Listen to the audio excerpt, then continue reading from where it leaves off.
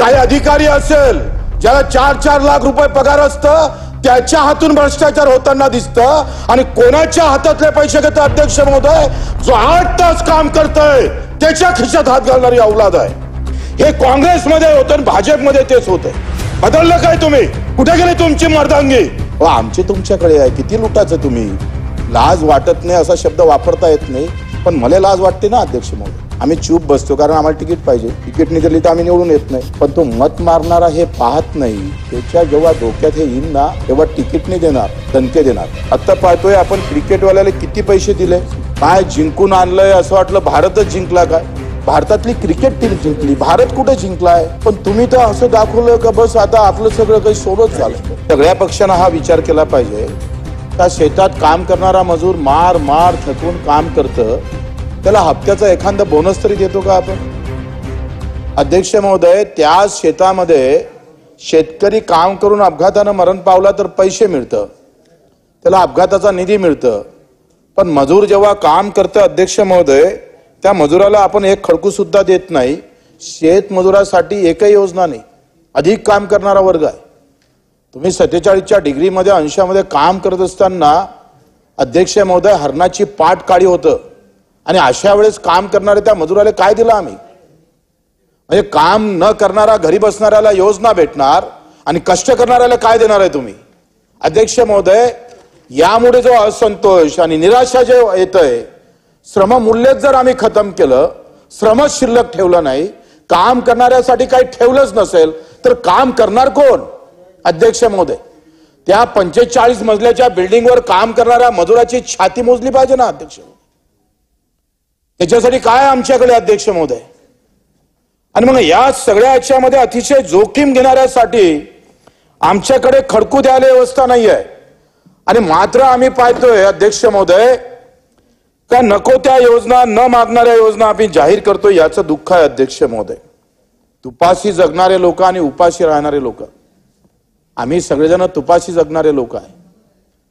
रोज खाण्यात आम्हाला 4 दिवसानं तूप पाहिजे आणि त्याच्यासाठी बोनस आहे अध्यक्ष महोदय. तो बिमार पडला तर त्याची व्यवस्था आहे आणि कष्ट करून उपाशीसाठी 5 लाख फक्त. मला हे समजत नाही अध्यक्ष महोदय, ह्या दोन्ही पक्षानं कुठलाही पक्ष असू द्या, इथे व्यवस्था काय निर्माण केली? मुस्लिम खतरे में, हिंदू खतरे में. इथे ओबीसी आणि मराठा वाद निर्माण करण्याचा प्रयत्न झाला अध्यक्ष महोदय. पण खरा वाद आम्ही पाहतोय अध्यक्ष महोदय, या देशामध्ये विषमता का वाढते अध्यक्ष महोदय? का त्याचं कारण असं आहे अध्यक्ष महोदय का बेमानीनं पैसा कमावणारे लोक आणि कष्ट करून उपाशी राहणारे लोक. प्रचंड मेहनत करायची अध्यक्ष महोदय, हाती काही सापडायचं नाही आणि बेमानीनं लागन तेवढा पैसा. एका गोदरेज जोड 3000 एकर जमीन आहे मुंबईमध्ये. 7 नंतर काय कोणी बोलायला तयार नाही आहे. इथं पाय आवरून आम्ही घरात झोपायला व्यवस्था आहे. अध्यक्ष महोदय, याकडे कोण लक्ष देणार आहे? आमचा गरीब जेव्हा शाळेत जातं त्याची अवस्था काय? आमचा गरीब जेव्हा हॉस्पिटलमध्ये जातं अध्यक्ष महोदय त्याची अवस्था काय? हे निवडणुकीचे मुद्दे होऊ शकत नाही, पण मराठा आणि कुंभी हे निवडणुकीचे मुद्दे होऊ शकतं. अध्यक्ष महोदय, खरा गरीब, खरा कष्टकरी मागं पडते. अध्यक्ष महोदय, इंडियन रिसर्च काउन्सिल इकॉनॉमिकचा अहवाल आहे अध्यक्ष महोदय, जेव्हा काँग्रेसचं सरकार होतं आणि आता भाजपचं आहे.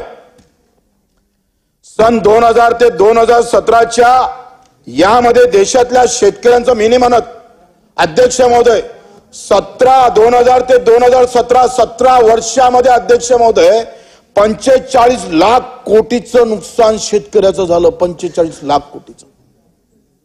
हे माझ्याकडे नाही आहे. जे व्यवस्था भाजप सरकारमध्ये आहे ती काँग्रेसमध्ये होती. हे बदलत नाही. आणि अध्यक्ष महोदय, इंग्रजांनी 200 वर्षात जेवढं लुटलं नाही तेवढं 17 वर्षामध्ये बाजार आणि मोठ्या उद्योगपत्यांनी लुटलं शेतकऱ्यांना. लूट कोणाची होती अध्यक्ष महोदय? जो कमजोर आहे. जंगलामध्ये शिकार कोण करतंय? वाघ करतंय. आणि इथं शिकार कोण करतंय? तर मग आमच्यासारखे काही लोकप्रतिनिधी असेल, काही उद्योगपती असेल, काही अधिकारी असेल ज्याला 4-4 लाख रुपये पगार असतं, त्याच्या हातून भ्रष्टाचार होताना दिसतं आणि कोणाच्या हातातले पैसे घेतं अध्यक्ष महोदय?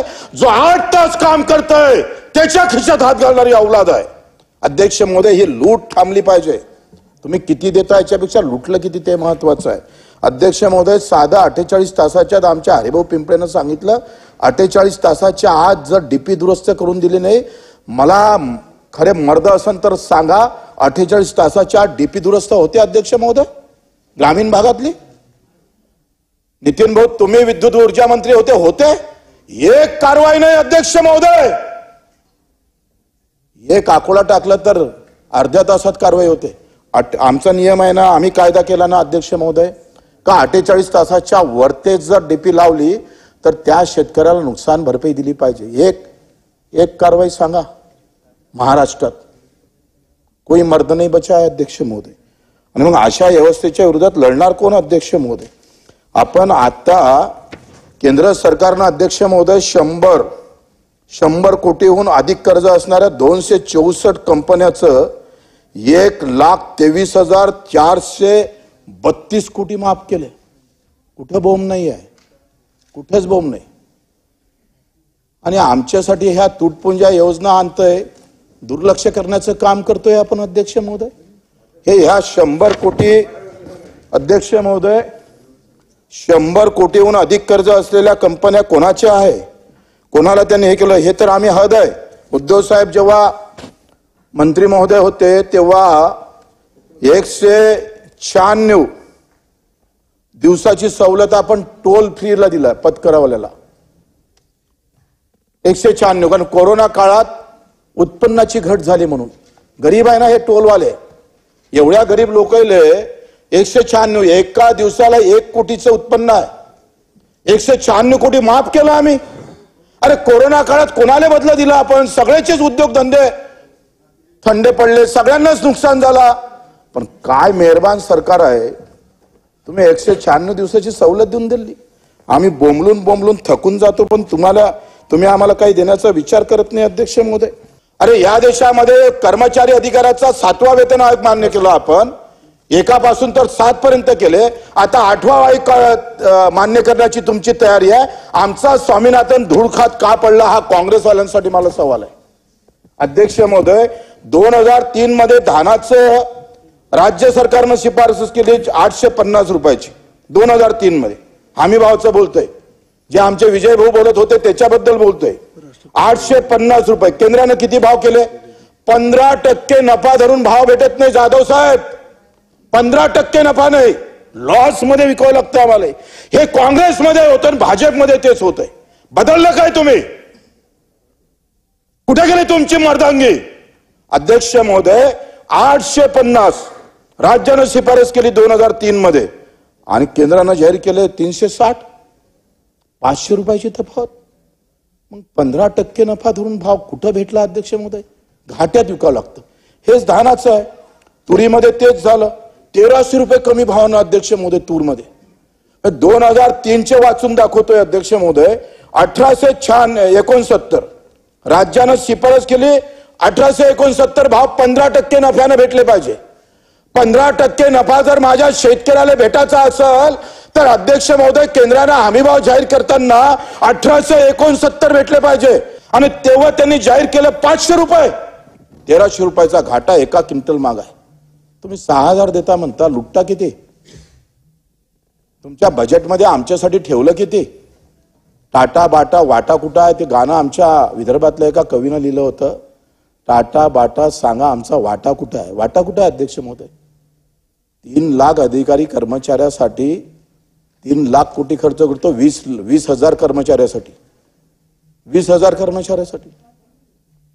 आणि आमच्यासाठी तुम्ही फक्त 45,000 कोटी दिले. तुम्ही या योजना वाचून दाखवले ना अध्यक्ष महोदय. नमो शेतकरी, पीक विमा, गोपीनाथ मुंडे अपघात योजना, महात्मा ज्योतिबा फुले कर्जमाफी, नानाजी देशमुख योजना, बाळासाहेब ठाकरे कृषी सिंचन प्रकल्प, शेती ऊर्जा, 30,000 कोटी पकडा. 8, 4, 5 कोटी शेतकऱ्यासाठी तुम्ही 25,000 कोटी बजेटमध्ये ठेवताय आणि 20 लाख कर्मचाऱ्यासाठी तुम्ही 3 लाख कोटी ठेवताय. त्या अपंगाला 5% कर्ज आम्ही पाहतो निधी ठेवला पाहिजे, तुम्ही देतच नाहीये.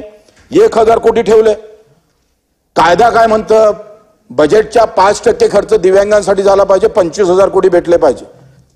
नाही देत अध्यक्ष महोदय. आता केंद्र सरकारनं अध्यक्ष महोदय शेवटचे भाव असतो अध्यक्ष महोदय, काँग्रेसच्या राज्यात तेच होतं आणि बीजेपीच्या राज्यात सुद्धा तेच आहे, काही वेगळं नाही आहे. आणि मला लोक अपक्ष याच्यासाठी निवडून देतात का तू बोलला तरी पाहिजे, कारण सगळे पक्षासाठी बोलतोय, मला तर शेतकऱ्यासाठी बोलायला लागेल का नाही अध्यक्ष महोदय. आणि म्हणून 2022 मध्ये 2021-22 सांगतोय, 2022-23 तर भावच जाहीर केले नाही. 2021 मध्ये 4019च्या भावाची शिफारस केली धानाची, 4000, 15% नफा धरून. भास्करराव तुमच्या भागात धान होते आणि इकडे गडचिरोलीला होते. सगळे कोकणी लोक आहे बिचारे, सगळे शेतकरी प्रचंड मेहनत करतोय. टोंगायभर पाणी जेव्हा पाय जमिनीत जातं तेव्हा ते धान उत्पादन होतंय. 4019 केंद्राने जाहीर काय केलं, 1940 कितीचा फरक आहे, 2000चा फरक आहे अध्यक्ष महोदय. हो आमची तुमच्याकडे आहे, किती लुटाचं तुम्ही. लाज वाटत नाही असा शब्द वापरता येत नाही, पण मला लाज वाटते ना अध्यक्ष महोदय. त्याचं काय, तेलावर आयात कर लावला होता आपण 35%, आणि जसा आयात कर कमी केला अध्यक्ष महोदय तसे भाव झाले मे महिन्यात 2024 मध्ये 4600. आम्ही तेल आयात केलं, भाव पाळण्याचं षडयंत्र आखलं, खाणाऱ्याचा विचार झाला, पिकवणाऱ्यावर तलवार चालवण्याचं काम केलं सरकारनं. आम्ही चूप बसतो कारण आम्हाला तिकीट पाहिजे, तिकीट नाही दिली तर आम्ही निवडून येत नाही. पण तो मत मारणारा हे पाहत नाही, त्याच्या जेव्हा डोक्यात हे येईन ना तेव्हा तिकीट नाही देणार, दणके देणार. अध्यक्ष महोदय हे बाजारपेठातल्या कांद्याचं भाव, आता कांद्याचं काय केलं अध्यक्ष महोदय, नाफेडनं कांदा खरेदी केला, अर्धा अधिक चौकशी करा, नाफेडनं अर्धा अधिक कांदा हा व्यापाराचा खरेदी केला अध्यक्ष महोदय. काय परिणाम झाले अध्यक्ष महोदय, म्हणजे नाफेड घुसलं भाव समांतर ठेवण्यासाठी, भाव कमी नाही झाले पाहिजे म्हणून नाफेडनं हस्तक्षेप केला, पण परिणाम उलटे झाले अध्यक्ष महोदय. नाफेडचा कांदा देशांतर्गतच्या बाजारपेठमध्ये विकला तेव्हा निर्यात बंदीमुळे नाफेडमुळे बाजार पडला, बाजार वाढायला पाहिजे नाफेडनं, पाळला तो नाफेडनं. प्रचंड भ्रष्टाचार, शेतकऱ्याचा कांदा राहिला, व्यापाऱ्याचा कांदा आपण घेतला आणि मग तुमचं खासदार पडले तिकडे अध्यक्ष महोदय. यावेळेला आनंद वाटला का शेतकऱ्याच्या विषयावर शेतकरी मत मारायला सुरुवात झाली. अब आएगी मजा.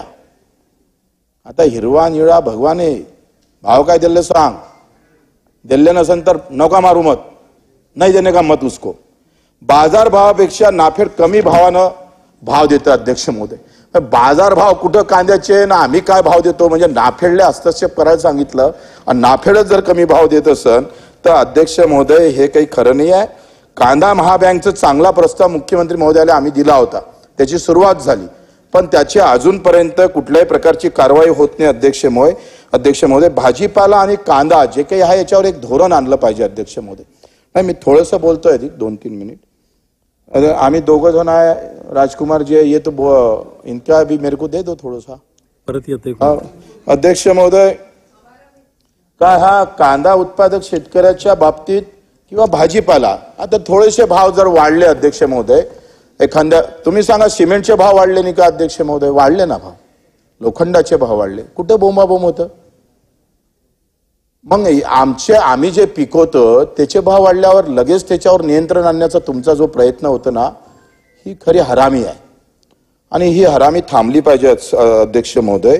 याच्यामुळे अध्यक्ष महोदय तुम्हाला अध्यक्ष महोदय डिक्शनरीच्या बाहेरच्या म्हणांत शेतकरी अध्यक्ष महोदय यांचं अभिमन्यू पवार म्हणतोय का शेतकऱ्याच्या बाजूने बोलू नका, आणि तो शब्द वापरला तर शेतकरी यांना मत देणार नाही, लक्षात घ्या. हे तुमचं रेकॉर्डवर घ्या, तुम्ही याच्यावर नका घेऊ, पण याच्या भागातला शेतकरी रेकॉर्डवर घेतल्याशिवाय राहणार नाही, मी त्याच्या विरोधात प्रचार केल्याशिवाय राहणार नाही. अध्यक्ष महोदय इकून तिकून आम्ही तुम्ही काय सांगितलं का जोडधंदा करा, म्हणजे काय म्हणता, गाय घ्या, अधिक काय म्हणते म्हशी घ्या किंवा कोंबड्या पाळा, बकऱ्या पाळा.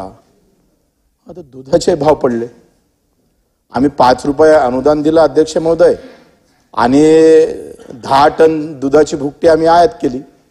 हे काय प्रकार आहे.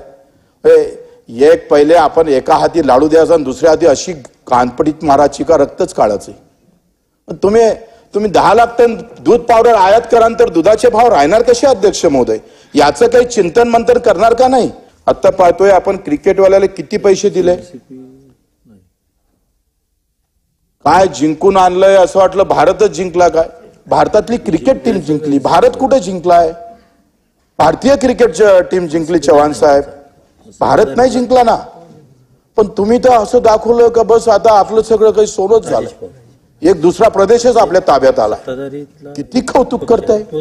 आणि मग आम्ही सांगतोय अध्यक्ष महोदय, आंतरराष्ट्रीय 25 खेळाडू त्यांनी चीनच्या 2019च्या चीनच्या 9 खेळाडूंना सुवर्ण पदक आणले, कांस्य पदक आणले, रौप्य पदक आणले. अध्यक्ष एक माणूस नाही गेला हो त्याच्या घरी, सरपंच गेला नाही. म्हणजे ज्यानं भारताचं नाव उज्ज्वल केलं, जिधर बम उधर हम, बीजेपी झाल्यानंतर जहां सब लोग दौड़ते हैं उसके साथ सरकार भी दौड़ने लगती है. हे काय प्रकार आहे अध्यक्ष महोदय? आमचा बाप या धुऱ्याहून त्या धुऱ्यावर हजारो रन आयुष्यात काढतं, त्याची मोजणीच होत नाही रनाची. त्याचं रन कोण मोजणार आहे अध्यक्ष महोदय? हे जे सुवर्ण पदक घेणारे माझे दिव्यांग बांधव अध्यक्ष महोदय, 2 पाय नाही आहे तरी सुवर्ण पदक आणलेलं आहे, त्याच्या घरी कोणीच गेलं नाही हो. मग असा दुजाभाव का करता अध्यक्ष महोदय? आणि दुसरं शेवटचं, कारण तुम्ही आता बेल वाजवणार आहे त्याच्यानं मी आवडतं घेतो अध्यक्ष महोदय. अध्यक्ष महोदय, पिंपळखुटा गाव आहे हिंगोलीचं, तुम्हाला गंमत पहा शेतकऱ्यासोबत कशी होते. शेवटचं सांगतो अध्यक्ष महोदय, एसडीएम कृषी खात्याचा बेजबाबदारीने कशा पद्धतीनं सर्वे केला, कशा पद्धतीनं पैसे घेऊन त्याच्या झाडाच्या मोजण्या केल्या जाते. सीताफळाचं योगाजी लक्ष्मण खंदारे नावाचा शेतकरी आहे, यानं थोडेसे पैसे दिले. सीताफळ त्याचं 1200 फूट उंचीचं सीताफळाचं झाड दाखवलं याच्यात, 1200 फूट. म्हणजे त्यानं कुठलं आणलं काय माहिती, स्वप्नातलंच झाड दिसतं मला तर हे अध्यक्ष महोदय. 1200 फूट. ज्यानं पैसे दिले नाही त्याचं 6 वर्षाचं झाड 1 फूट दाखवलं नाही. हे जे काही आम्ही 7वा वेतन आयोग दिल्यानंतर जे काही अधिकारी कर्मचाऱ्याचा जो भोग आम्हाला भोगावं लागतं याच्यावर. बरं, ह्या सभागृहात भाषण किती काही करा, कोणी लिहित नाही, कोणी वाचत नाही, मंत्री त्याच्यावर पाहत नाही. खड्डे पडो का खड्ड्यात मंत्री जाओ, काही संबंध नाही त्याचा. अध्यक्ष महोदय, पहिले या सभागृहाचा धाक होता अध्यक्ष महोदय, इथं बोललं म्हणजे ते यंत्रणा खालची धावत होती. आता आम्ही धावतो, यंत्रणा धावत नाही. हा, म्हणजे तुम्ही तालिका अध्यक्ष आहे, त्या पंढरपूरच्या बाजूने आले, थोडंसं विठ्ठलाचं उग्र रूप दाखवा ना तुम्ही, काळा कुठेतरी काही. अध्यक्ष महोदय, ते उमेदच्या बचत गटाचे लोक इथं आलेले आहे, त्यांचं इतकं वर्षाचं काम आहे, गाव फेरी करतं वगैरे, बांधणी, बेरोजगारी, संधी उपलब्ध करून देण्यात याव्या, त्यांच्या बाबतीत पण आपण विचार केला पाहिजे अध्यक्ष महोदय. आणि पत्रकार मला लोक भेटले, म्हणे बच्चू भाऊ तुम्ही एवढं बोलता, तर पत्रकाराचं तर इतके वाक्य आहे, ते कॅमेरेवालेला पगारच नाही भेटत हो. हे जे मीडियावाले आहे ना, जिथून ते ब्रेकिंग न्यूज दाखवते त्यांना किमान 1 लाख रुपये महिना पडतं, आणि कॅमेरावाल्याला 15,000. जो पूरे देश को बताते हैं वही अन्याय होता है. शेवटच्या घटकातल्या माणसालाच कापल्या जातं इथं, बडी त्याचा कानपिडी. अध्यक्ष महोदय, या पत्रकारासाठी सुद्धा आपण एक निर्णय घेतला पाहिजे. NRHM अंतर्गत जे डॉक्टर काम करतात त्यांना 5 लाख रुपये महिना आहे, आणि रेग्युलर डे डॉक्टर काम करतं त्याला 75,000 रुपये महिना आहे. कसं काम करणार आहे अध्यक्ष महोदय? कशी अवस्था होणार आहे? म्हणजे एकाच ठिकाणी एकाच हॉस्पिटलमध्ये काम करा, NRHM जर काम करत असाल तर 5 लाख, आणि इकून तुम्ही रेग्युलर काम करून तर 75,000. या सगळा मला वाटतं विरोधाभास आहे अध्यक्ष महोदय. मला अपेक्षा आहे सगळ्या सरकारकडून, आणि काँग्रेसवाले आज बोलले तर बरं वाटलं, विजय भाऊ शेतकऱ्यावर बोलत होते, हमी भावावर बोलत होते, पण जेव्हा सरकार असतं तेव्हा ते विसरूनच जाते, त्याच्यावर बोलत का नाही. म्हणून त्यांच्याकडून अपेक्षा आहे का, बरं वाटलं आता का त्यांनी हमी भावावर बोललो, म्हणजे उद्या मी ते राखून ठेवन, आणि ते सत्तेत आले तर सांगन त्यांना का तुम्ही सत्ता नव्हती तर शेतकऱ्याचा पुडका आला होता, आता सत्ता आली तर मग आता हा पुडका जाऊ नका देऊ, एवढ्या सगळ्या पक्षाकडून अपेक्षा करतो.